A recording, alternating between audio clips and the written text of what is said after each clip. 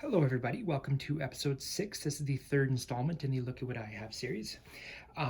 This rifle you have seen a couple of times in the past. This is my M9130 Mosin Nagant. I did a previous video on the bayonet as well as another one on the bolt that got stuck after some cleaning that I did on it. But I didn't actually get to show you guys the rifle itself, so I figured that why not? Let's take a dive down that rabbit hole and see what we have together here. So, as is sort of becoming the typical format on these series, I will start with a sort of brief history on the rifle series itself, not this particular rifle, but like the series of rifles that led to the 9130.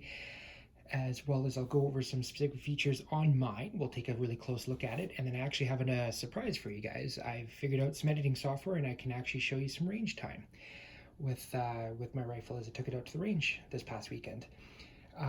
Particularly, I wanted to do a sort of a comparison on the rifle with the bayonet on compared to the rifle with the bayonet off. You did hear me talk about this in one of my previous videos, where there was a thought that the Russians were using bayonets on their rifles for training purposes. They were sighted into the factories that way. I wanted to put that to the test, so you will actually see my trials that I did with and without the bayonet in that video. So awesome, let's get started. So let's get started with a brief history on where this rifle came from. So obviously this is a Russian-made rifle. Russian Empire, if we're going back prior to the Soviet Union, is where the actual birthplace of the Mosin Nagant rifle came from. So in the late 1800s, the Russians were actually at war with the Turks in the Russo-Turkish War, and the Russians were getting the snot beat out of them for a good chunk of that war because they were using single-shot Berdan rifles, which were fairly similar to this in style, but they were single shot. It had the same style of bolt on it. Well, actually, sorry, not the same style of bolt. It had a very different style of bolt on it, but it was the same bolt action, single shot Berdan cartridges. That was not faring fairly well against the Turks that were actually using a bunch of American-made Winchester repeating rifles. And so the Turks would actually encourage the Russians to get in close range because the Russians had the range on them, but the Turks had significant advantage in firepower. And so a lot of lessons were learned during that war that the Russians felt that they had to take away from that. And part of it was a competition. It's been sort of a common theme in my other videos that everything seems to always start with a competition. A country realizes it needs some work, it needs some help, so they bring in a bunch of arms manufacturers and off they go. So during this competition, you have three major players. You've got Sergei Ivanovich Mosin and Leon Nagant and some other guy who didn't really matter at this point. Basically, two of them are Russian military officers, Mosin being a captain in the Imperial Russian Army, and you have Leon Nagant, who's actually a Belgian weapons designer. So they're the two that essentially are competing against this third guy, again, that doesn't really matter, over a replacement for the Berdan rifle. Mosin ends up bringing forward a 3-line or a 30 caliber rifle design. Nagant ends up bringing a 3.5 or a 35 caliber.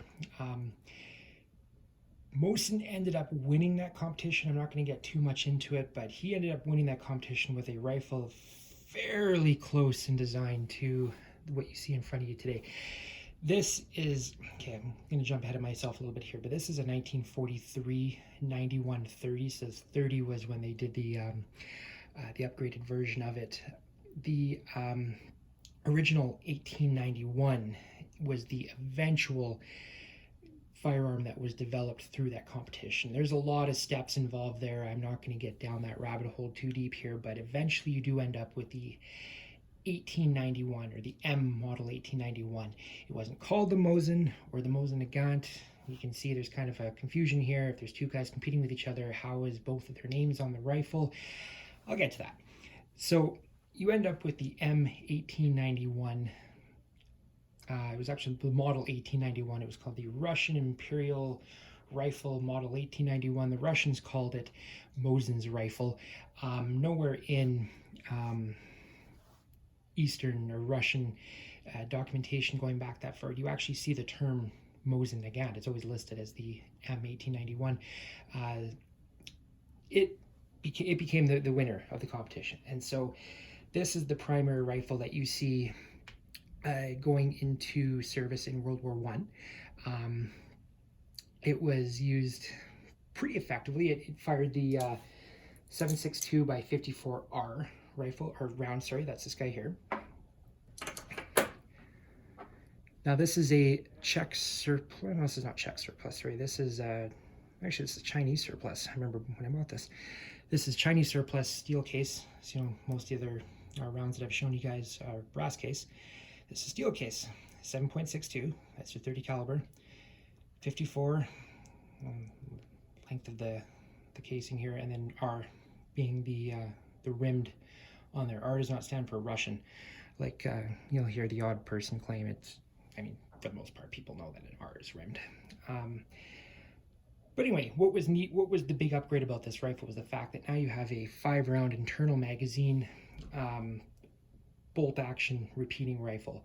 This was the first one that the Russians were able to actually use with great effect during the war.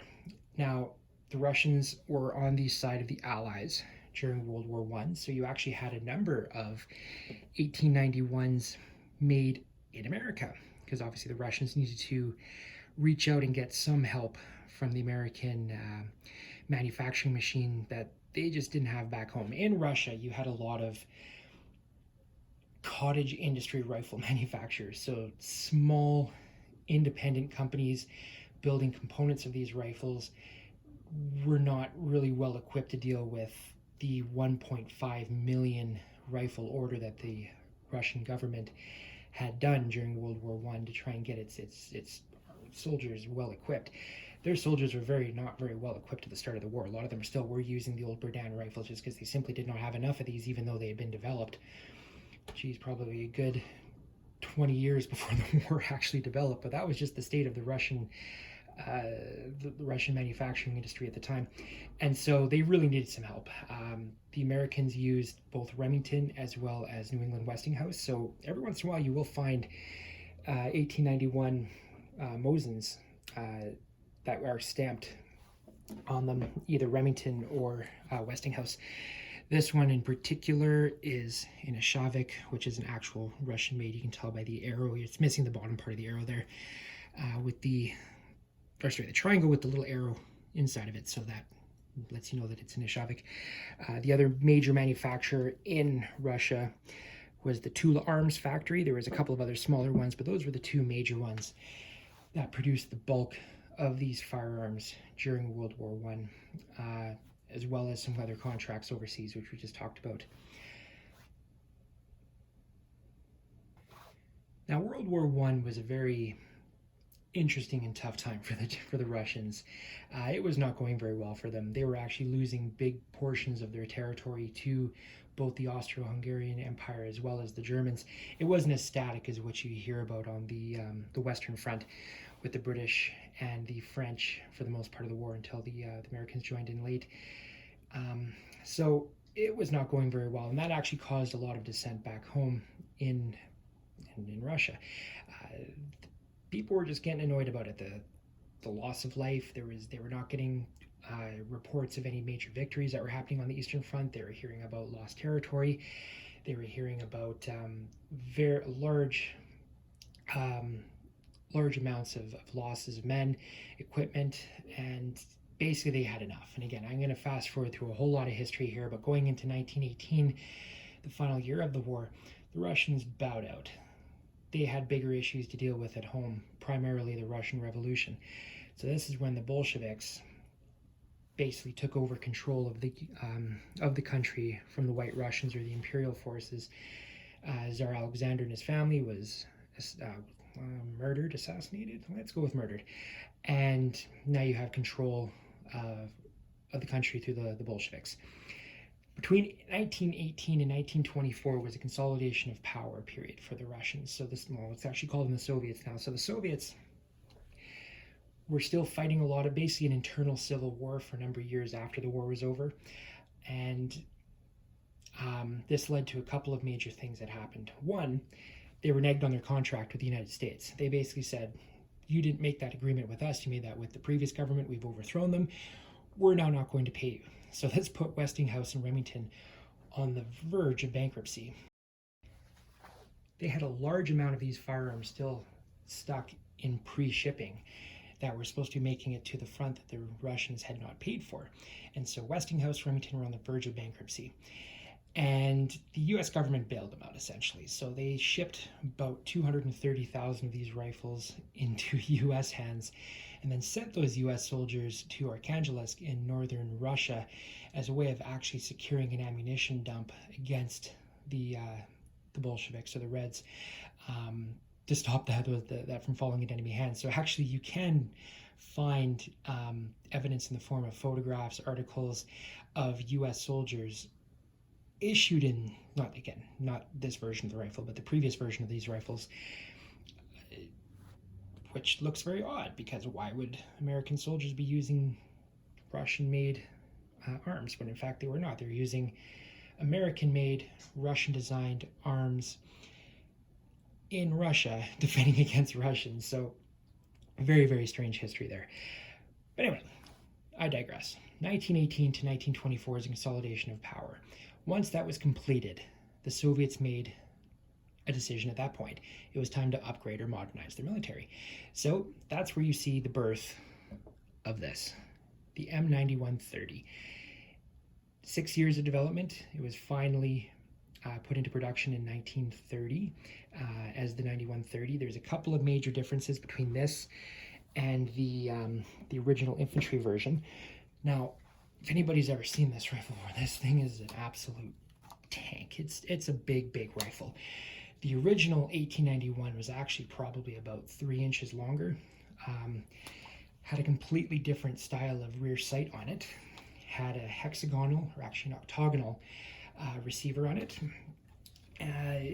Basically, this is a simplified, smaller, overall better version of that rifle.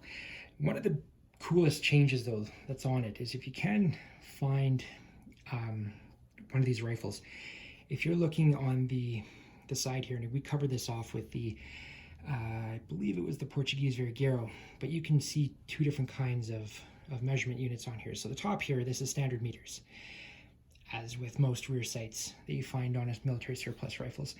But on the side here, if you can see it, not on this one, but if you have a version of the rifle that has it on there, this one does not. That unit of measurement is actually in arshins. An arshin is 28 inches, or roughly the length of a full-grown man's forearm. And that's what the Russians used to determine distancing for sights prior to the use of the meters. Now, considering how many countries have been issued these rifles, it would make sense that they would have amended all of them to be meters.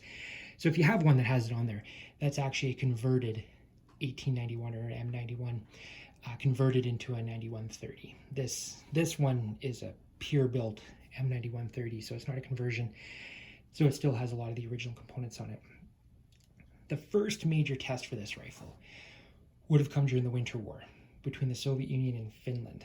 So this was a fight over some territory that Finland had claimed that Russia had taken from it after Finland had left the old Russian Empire and became its own country.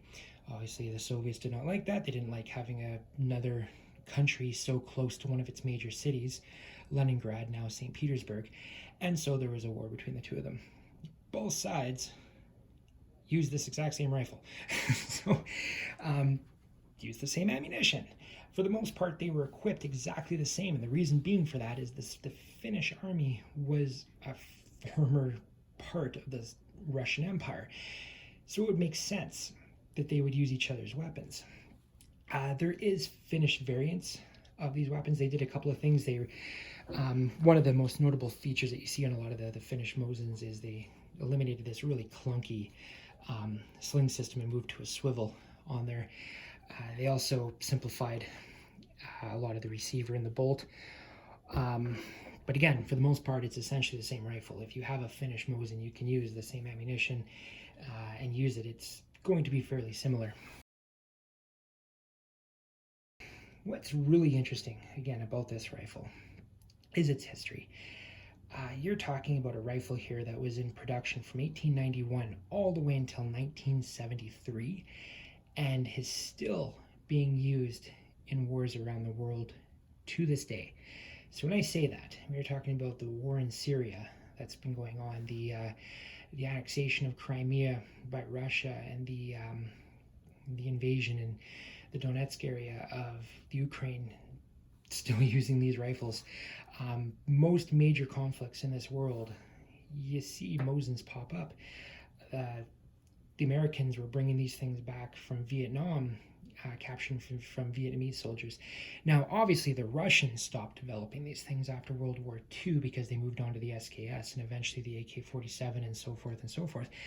But the Finnish were still producing these things, again, like I said, up until 1973 out of the Seiko factory and the Tika factory. There's a longer name for Tika. I don't know it off the top of my head. Tika Terra, I think is what it's called. Tika. Anyway, everyone knows Tika.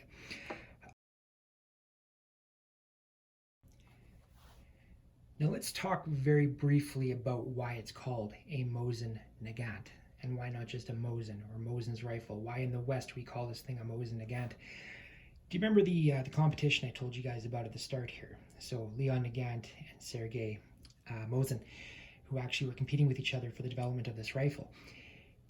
Mosin ended up winning the competition. Nagant ended up suing. And I guess he was a bit of a sore loser, but he did not like the fact that he lost the competition. He felt that there was favorites being played, the fact that Mosin was an actual captain in the Russian army. He didn't think it was a fair competition. He thought his rifle wasn't given a fair shake, so he ended up suing. The Russians were put in a difficult spot at that point because they wanted to continue to work with Leon Nagant and other arms designers like him. They did not want to be viewed as only picking rifles developed by their own government or their own military, which could have been the case if they had picked Mosin's rifle and only went with Mosin's rifle. And so they had to figure something out with this. And so the prize that Mosin ended up winning when he won this thing was about 200,000 rubles, which at that time would have been quite a bit. Nagant sued, and the government essentially gave him the same prize. So he got the 200,000. Mosin ended up getting the 200,000, and Nagant ended up actually going on to design a number of other weapons for the Russian army, considerably the Nagant revolver, which was used for a lot of World War I and into World War II before they switched up their sidearms. So anyway, just kind of a neat little thing about that. Again, in Russia, this was not ever called the Mosin Nagant rifle. It was the Western advertisements for them, the Western articles, where you see the two names put in there together, and that was because of the outcome of that lawsuit that ended up progressing through the court systems in Russia. So actually kind of interesting little tidbit there, in case anyone's wondering where the name Mosin Nagant came from and why Nagant does not sound very Russian. It's because it's not. The guy's from Belgium. So interesting little tidbit. Next, let's take a look at this particular rifle, and I'll show you some of the cool features on it. Okay, now the first thing to know about this rifle is, wow, is this thing amazingly easy to take apart. There is really two screws that hold this entire thing together, and that was designed out of simplicity for Russian soldiers. Russian soldiers were from the peasant class during World War I especially. They were factory workers and miners and farmers during World War II, and they were basically conscripted out of the fields, put into trains, and mobilized as part of the largest mobilized army in human history during World War II. So the last thing you needed to be doing was training millions of soldiers on how to use a complex weapon, which is why they have this. So there's two screws that hold this thing together. There's one right there on the bottom of the trigger assembly, and then one more right back here behind the tang. This is the one that can actually cause issues if your bolt is out, like in that video where mine gets stuck and I had to find another way to get that bolt out of there. Once that's apart, you've got two barrel bands, one here, one here. That takes this assembly off, and then the entire rest of the rifle will come apart. Why would you have to do that? Well, here's the issue. These rounds are corrosive. They're incredibly corrosive. These are old Berdan primers in here. So Berdan primers form a type of salt and acid mix that can form inside the barrel.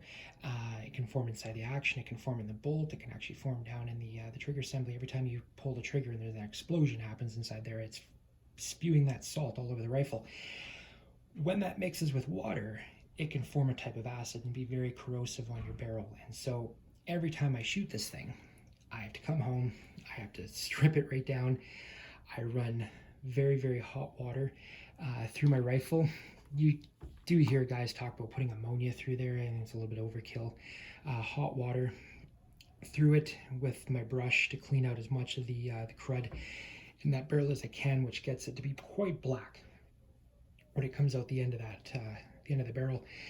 And then once that's done, then I'll do the normal cleaning routine with your hops and your patches and everything until it's nice and clean. And that way you know that you're actually preserving the life of the barrel. I mean, this particular rifle was made in 1943. The war was just starting to turn around for the Soviets in 1943, so I imagine that this rifle very well could have been carried all the way to Berlin by some soldier that didn't really want to be taking the greatest care of it. But the most that I can do on my side to preserve this thing, I will do that. And so that's a lot of work. Every time I'm done shooting this thing, I have to strip it completely down. I can't just run a brush and a patch through it like I can with my non-corrosive rifles. I got to take very good care of this thing. When you do buy it, you get quite a bit with it. If you're lucky, well, I'm not saying if you're lucky enough. These things are everywhere. You walk into most gun stores in North America, you're going to find Mosin Nagants for sale, and for quite cheap. This is an excellent rifle if you're looking to get into the hobby and want to be able to buy something for, at the time that I bought this, it was under $400 Canadian. Just a fantastic deal on these things. I know you can get them for a lot cheaper back in the day, and I'm going to get people who I used to buy these for $15 out of a bin. I get that, but it's not the 1960s anymore. But you have to think about still how many of these things were made. 37 million different 37 million individual units of the different variants of Mosin Nagants were produced in its entire lifetime, from 1891 all the way to 1937. Put that in perspective, there's about 37 million people in Canada. So if you give one of these rifles to every single man, woman, and child, you'll end up with basically the same level of production that the Russians and other countries that actually produce these things managed to do during the entire lifetime of this rifle. That is staggering. It's absolutely amazing. So anyway, again, want to go back to my other point here. When you buy these things in the store, you get it, the rifle that's all sticky and gooey, covered in cosmoline. We've been through that before. And there's usually a bag attached to the side of it. In that bag, you're going to find your bayonet. So your crucible bayonet. You will find, if you're really lucky, one of these cool things. This is actually the ammunition pouch that came with mine. These things are, I'm pretty sure that this is a 1950s creation of it, because I remember seeing a stamp on here somewhere, but I don't know, on there somewhere. But anyway, just clips onto your belt, and then you would wear this on your side. Each one holds 3 5-round clips, so 15 rounds per pouch, meant that per bundle you would end up with 30 rounds. I did have to get the stripper clips separately on this one, and these stripper clips are really for show because they do not load at all. I don't know how I would even fix it. They're as thin as they can possibly get. The issue seems to be more the opening in the receiver here.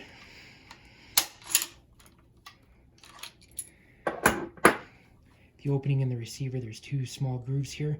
Those grooves appear to be just a tiny bit smaller than the opening on the top of the stripper clip there, but I can't get that any smaller because that's the size of the rim. So even just putting a round in there itself, I mean, there's no wiggle room. There's not enough room there to hold a stripper clip on my particular model. I know lots of people that have these things and they're able to use the stripper clips just fine. I can't. I have to single load this, but small price to pay. Another thing you get with it, this guy. So this is the actual cleaning pouch that was issued out with these things. And there's a number of really neat things that come in here. So I'll show you here what we have. I'll give you a little rundown on how to use this thing, because it's actually pretty cool. You do need this to actually disassemble not the rifle itself, but the bolt. Once you take the bolt apart, which very easy, just pop that over. That piece will come off. That piece will come off. To get the actual bolt out of there, I mean, you could use a pair of pliers. You could probably twist that with your finger. That's what this tool is for. So this piece right there will actually fit around that. And you just spin it with your finger. That's the wrong way. That's to tighten it. So you just do that a bunch of times. Not going to do it or else it'll shoot off because it is under spring pressure. And then on the back there, you can see that it's been unscrewing it as I tighten it down from there. So you can use the same tool to then tighten it back up. Let's do this the proper way. Nope, that's still loosening it. There we go. So you can actually see it start to tighten up there. And once it gets to a certain point, let me see if I can get that to focus. You can technically line it up with those two lines. I don't know if that's what those lines are for. On mine, that just tends to give it the perfect amount of bolt protrusion on there. And you could also use, let's get a better focus here. So the end of that is essentially a flathead screwdriver. So you can actually use this, undo all the bolts on there as well too. We can also use that to tighten that bolt up if you have this thing assembled and want to adjust your bolt height. So why would you need to adjust your bolt height? Well, that's the other cool thing that that tool is for. So when you assemble this back together,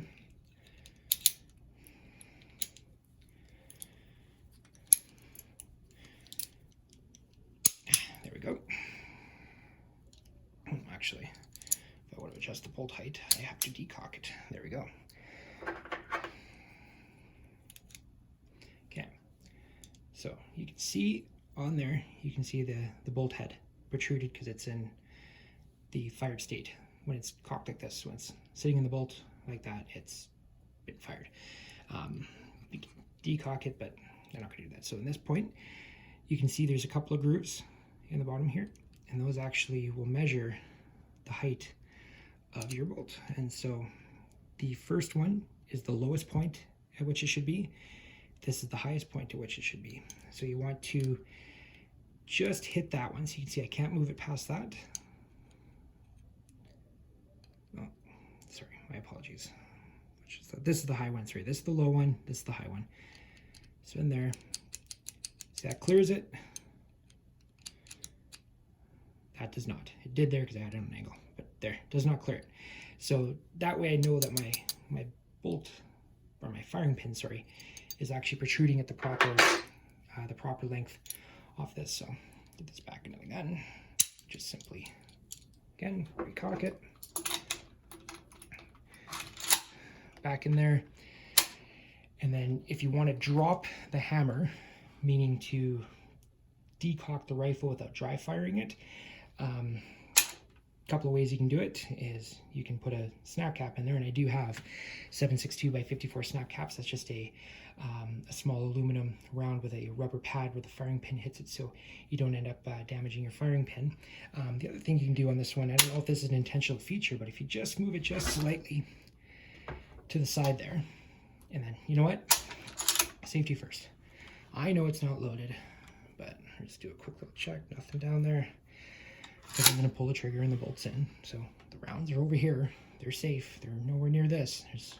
There's distance. See? Distance. So let's just do a slight partial drop down on it. There you go. So that drops the pin, or drops the hammer, while still under spring pressure. So you don't get full force of it moving through there. It just drops it as gently as it can. So you're not storing these things with the spring under permanent pressure. So I've told you that before. I do not like storing these under spring pressure. It just, I don't know. I don't want to wear the springs out. I mean, these springs are 70, 80, 90, 100 years old. I don't need to be storing them under pressure all the time. So anyway, that's that part of the tool. Now what's all the rest of this stuff? Well, this, as far as I can tell, serves a couple of purposes. One, it's a handle for the cleaning brush, which I've taken out. This was the cleaning rod that was underneath here.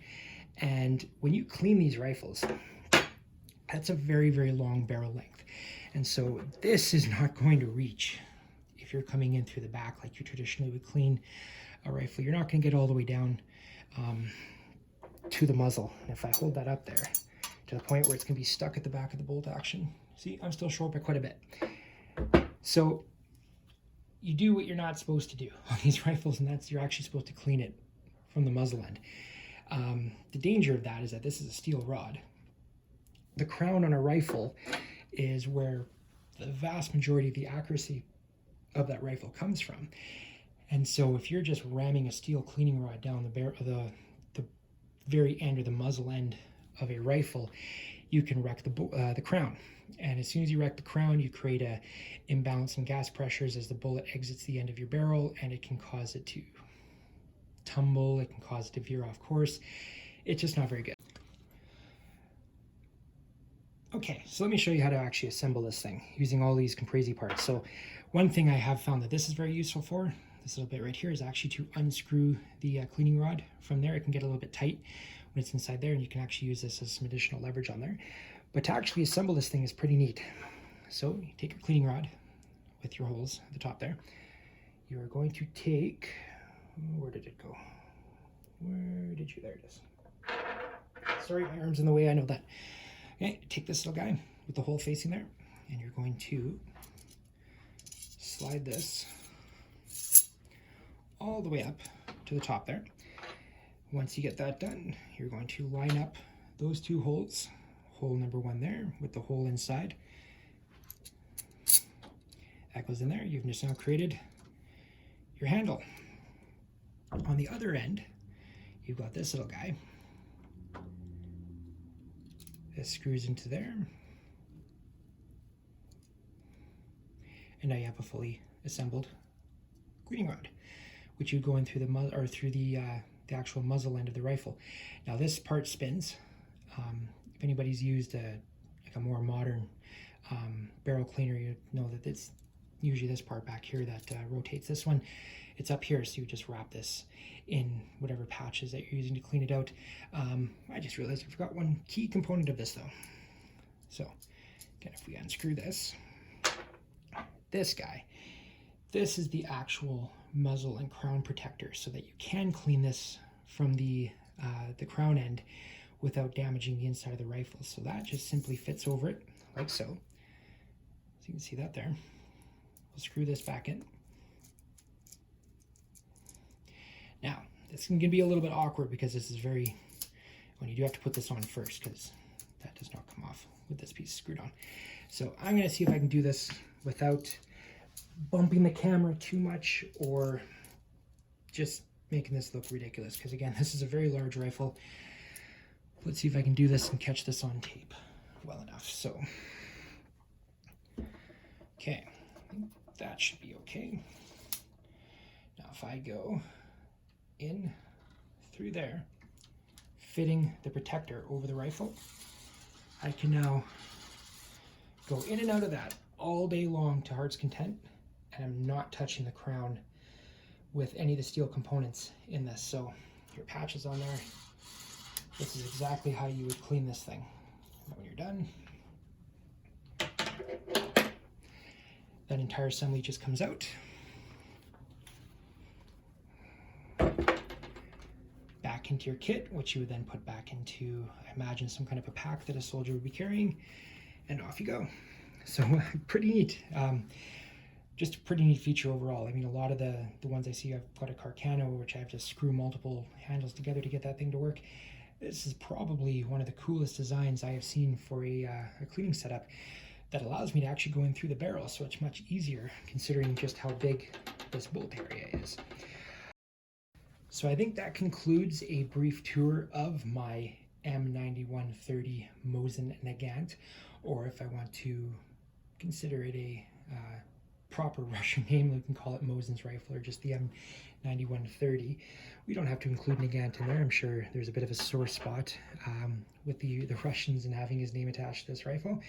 But yeah, it's probably one of my favorite shooters.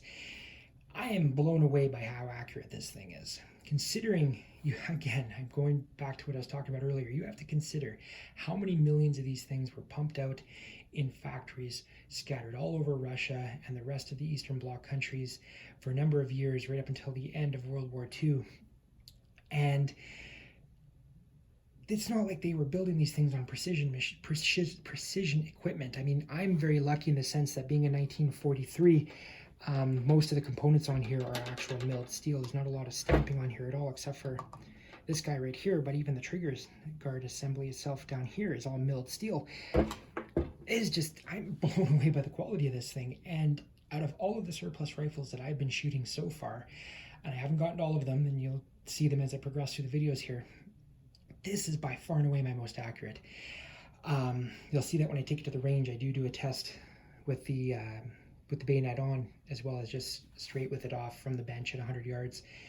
And you'll see the results are actually quite surprising on what that does. But again, just a very, very, very accurate, well-built rifle. It's got a nickname of the garbage rod. I don't agree with that. I think I'm just very impressed. This thing, if you ask me in my own personal opinion on this, and again, this is my own personal opinion, I'm sorry, M1 Garand people, if you want to know which rifle won World War II, I'm going to pick this thing because, yeah, M1 Garands, Lee Enfield,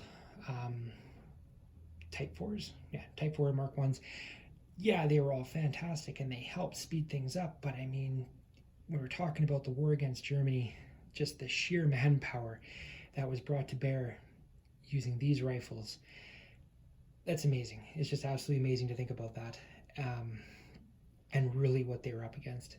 So very impressive. I think it's time to take you guys out to the range, so let's go give it a shot.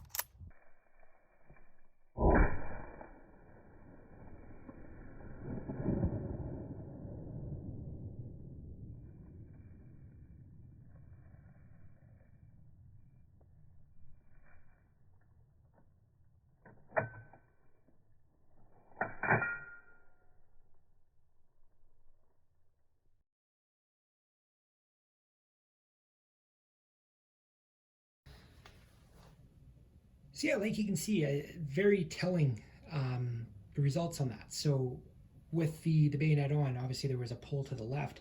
Once corrected, that grouping was much tighter than when I was shooting with it off. You can blame some of that on me as the shooter. I'm willing to accept that. I don't think that I am the greatest sniper in the world, but I mean, open sights at 100 yards, it's going to be probably as accurate as you're going to be with most of these rifles. So, but definitely very telling, and that was definitely a lot of fun, and I'm glad you guys got to come see that. So, thank you very much for watching. I really, really do appreciate everybody giving this channel a chance. Please leave a comment down below if you've got any comments or see anything that you're curious about, have any questions about this rifle. Please do check out my other videos that are on here. I'm slowly building up a collection of military surplus rifles, and I definitely do want to be able to share that with all of you guys. Please give me a like, and if you're coming to this channel for the first time, go ahead and give it a subscribe, because you're going to see, probably as long as my budget can handle it, you're going to be seeing many more of these videos popping up on there. So thank you very much. You guys have yourself a fantastic day, and we'll chat again in the next video.